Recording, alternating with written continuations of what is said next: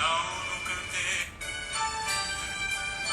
não há rosas sem espinhos, não no canteiro de Jesus. Lá quem quiser ganhar a vida tem que levar a sua cruz. Neste jardim foi semeada Rita de Cássia, rosa flor, que deixou tudo nesta vida, porque entendeu o que é o amor. Nem sofrimentos e família desiludiu sua decisão. Seguir somente Jesus Cristo jamais trair seu coração. Postes a rosa preferida, a Santa Rita de Jesus, ensina-me lição de vida, sofrer, amar, levando a cruz.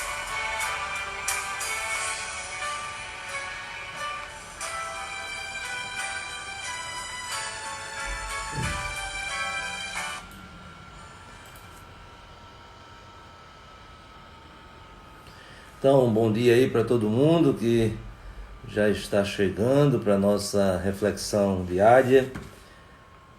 Como a gente sempre lembra, é importante sempre fazer a nossa leitura pessoal, a nossa meditação do Evangelho de cada dia que a liturgia nos oferece e assim já predispor o nosso coração para essa partilha.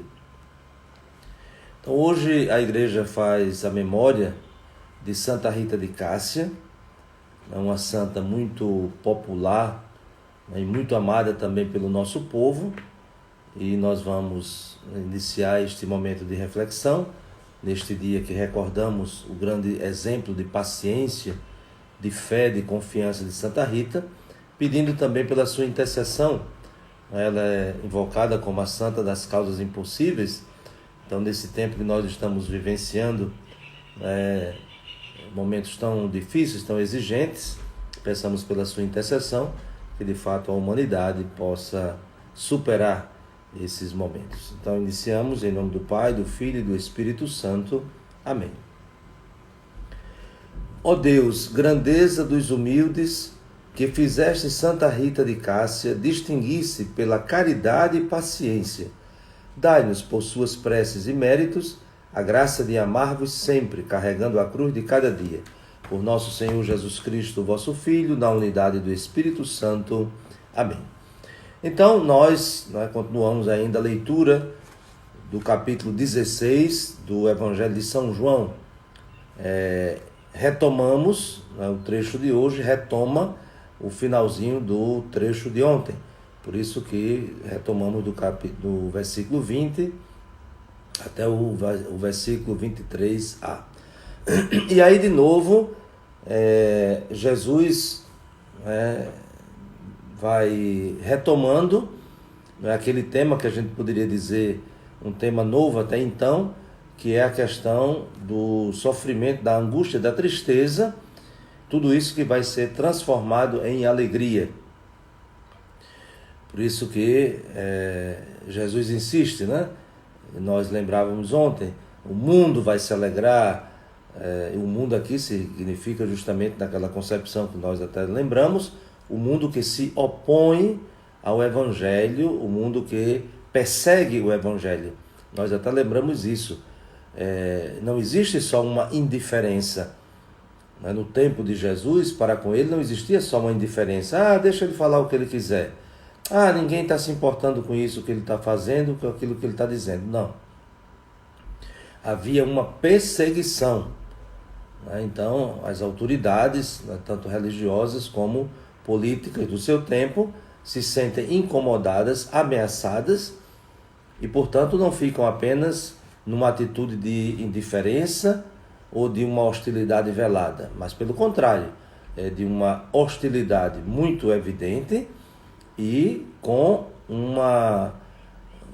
planos, né? O que faremos para prender este homem, né? Então, não é só uma indiferença, né? Como hoje também, até um certo tempo, se falava de uma certa indiferença diante da fé cristã, né? As pessoas não se interessam mais, mas não é isso. É algo mais grave do que uma simples indiferença, uma falta de interesse, mas é uma verdadeira perseguição. Então, Jesus diz isso, né, com muita clareza: se perseguiram a mim, também perseguirão a vocês. E aí Jesus fala dessa tristeza, né, que está tomando o coração dos seus discípulos. Já no capítulo 14 ele disse, né, que não se perturbe o vosso coração diante da chegada da sua hora. Então, os discípulos, né, certamente vão aprofundar esta crise. Até o próprio Jesus, né, dentro desse contexto, vão ferir o pastor e as ovelhas vão se dispersar. Então, é algo que nós podemos dizer natural, a consequência daquele momento que eles estão vivendo. Mas aí Jesus, para que eles não se desesperem diante do sofrimento, da angústia, Jesus não dá apenas uma palavra de consolo, mas dá uma palavra, uma promessa com uma certeza: a vossa tristeza se transformará em alegria.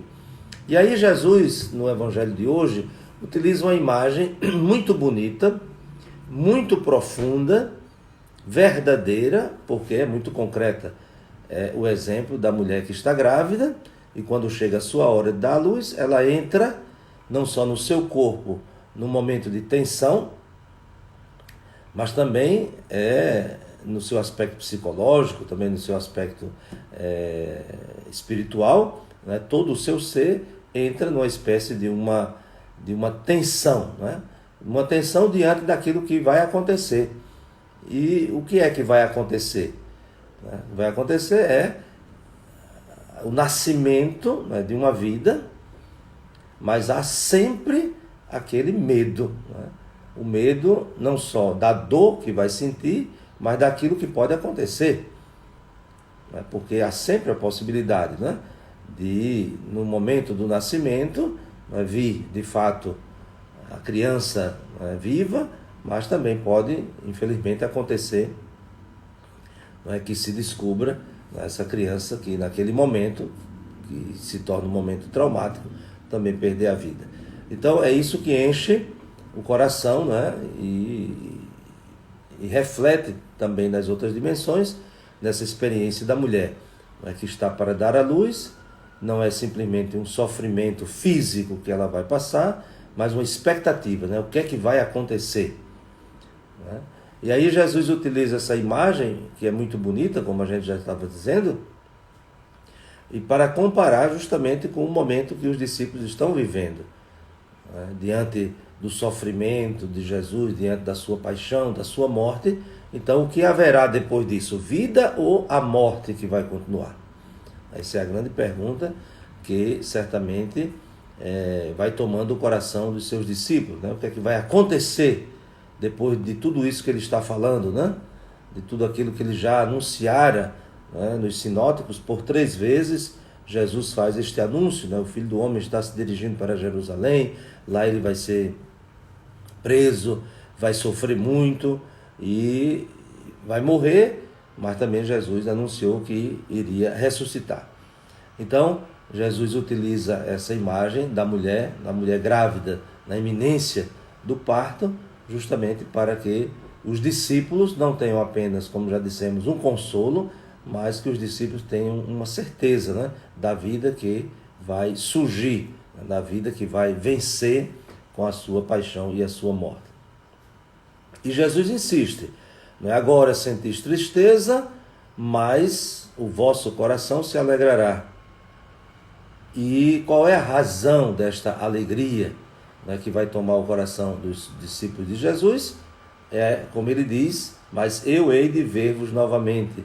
Ou seja, os discípulos irão fazer a experiência do encontro do Senhor ressuscitado, vitorioso. Ainda nessa comparação que Jesus faz, né, do sofrimento da mulher que está para dar à luz, e um sofrimento que depois de ver o filho, né, até se esquece. É interessante que Jesus diz assim, né?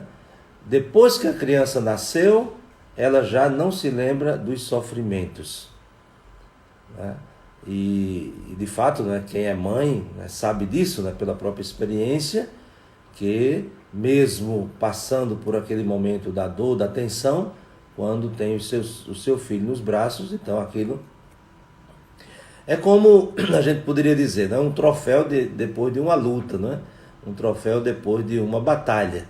É sempre um sinal, né, que de fato nós alcançamos o objetivo, não é a coisa em si, mas o objetivo que foi alcançado, e por isso há uma alegria que nos inunda. Agora, uma coisa que nos chama a atenção nessa palavra de Jesus, quando fala do sofrimento, não é do sofrimento em si, tanto que não se deve buscar o sofrimento. Não tem sentido, né? Isso é um masoquismo, isso é um desequilíbrio. É alguém que sente prazer no sofrimento, que vai buscar o sofrimento pelo sofrimento, de forma nenhuma. Mas não fugir dele, não contorná-lo, reconhecê-lo, assumi-lo e superá-lo, é o processo para alcançar a verdadeira paz e, naturalmente, a verdadeira alegria. Porque no nosso mundo há muito sofrimento, e o sofrimento sempre tem algo de misterioso.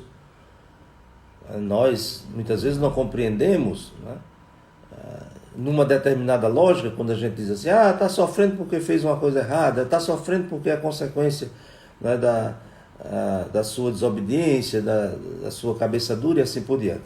Mas nem sempre essa lógica se aplica. Às vezes nós ficamos perguntando, mas por que tanto sofrimento? Mas por que a pessoa está passando por isso? Até a gente diz assim, não é uma pessoa tão boa e está sofrendo tanto, né? Então o sofrimento sempre tem algo de misterioso. Então muito mais, né, procurar entender causas de sofrimento, nós devemos crescer, né? Isso é um amadurecimento espiritual, para responder a pergunta, e neste sofrimento, como é que eu reajo?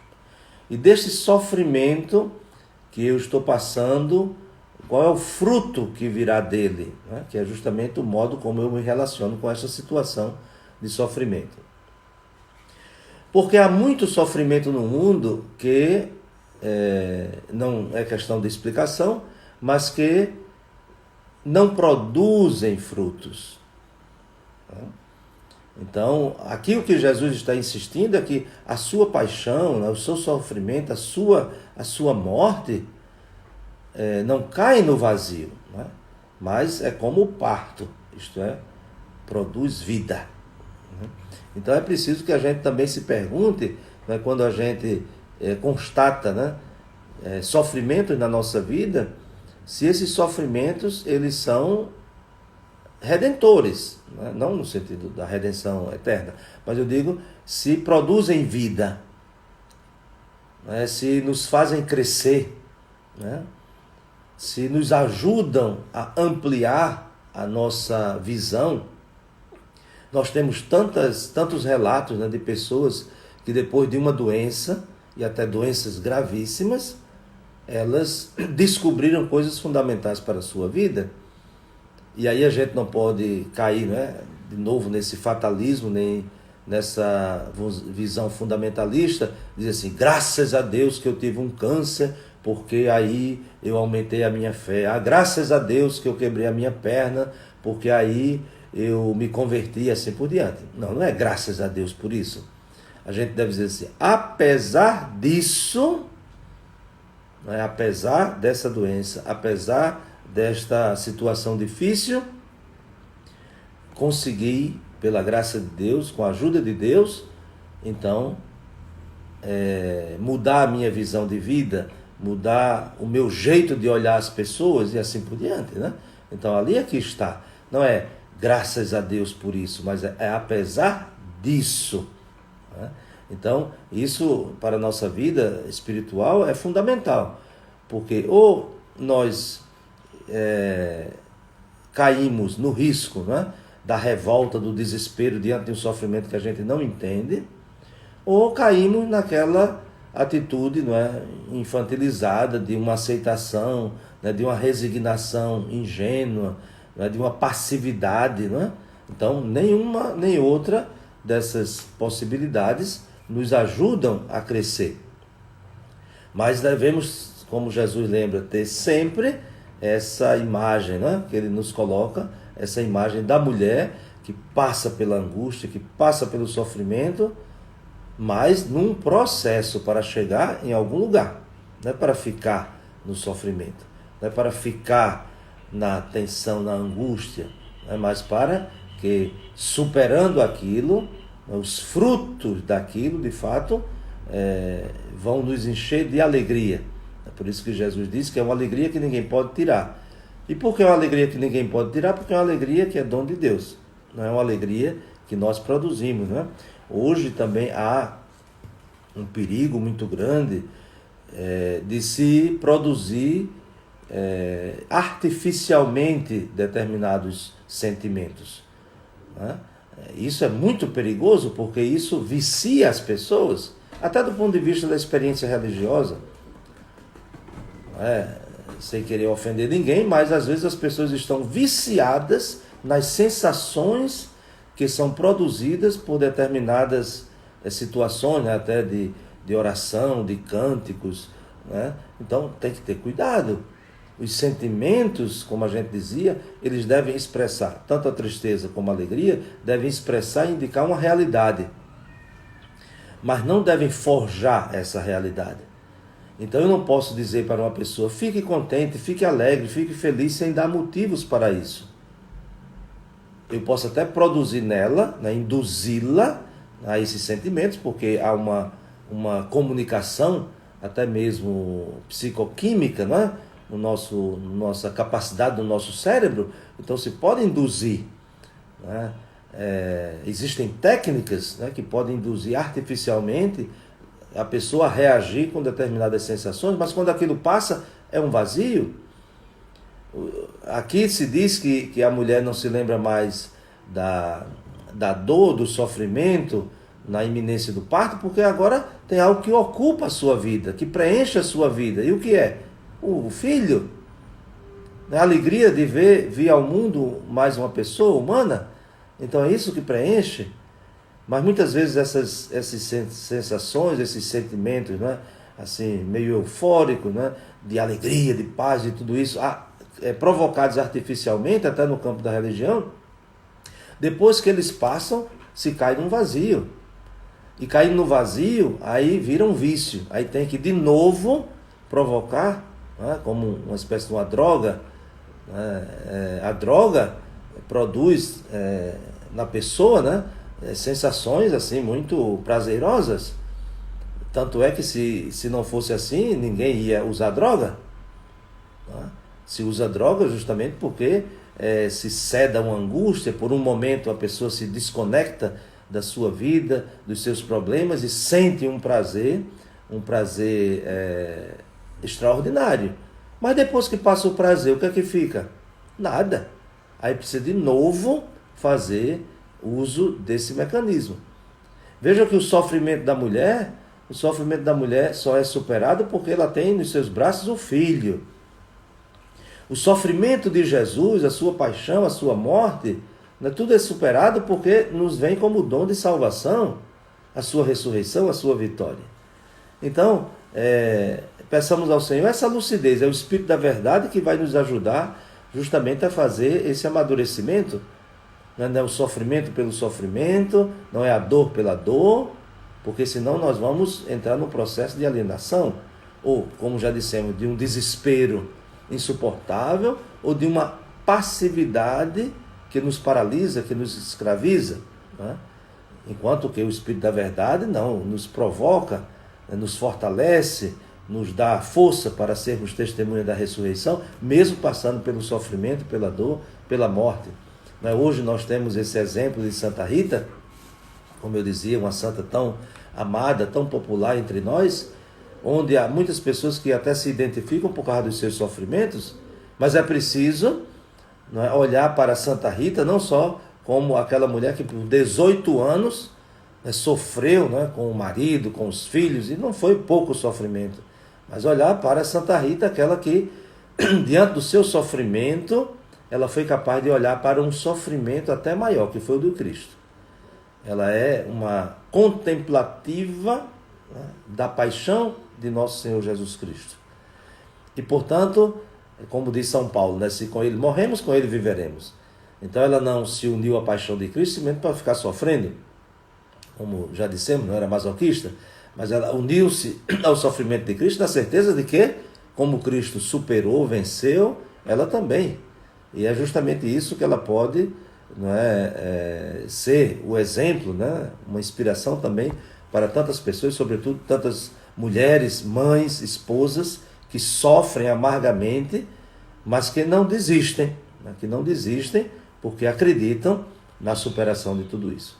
Então, que Deus nos ajude, que pela intercessão de Santa Rita, neste dia que a recordamos na nossa liturgia, ela um exemplo de paciência, de fé, de confiança, mas que não se acomodou, né? Mas que nutriu essa sua confiança como uma mulher que, mesmo sofrendo, na iminência do parto, se alegra, e essa alegria ninguém pode tirar, porque senão Santa Rita não teria sentido nenhum de ser lembrada.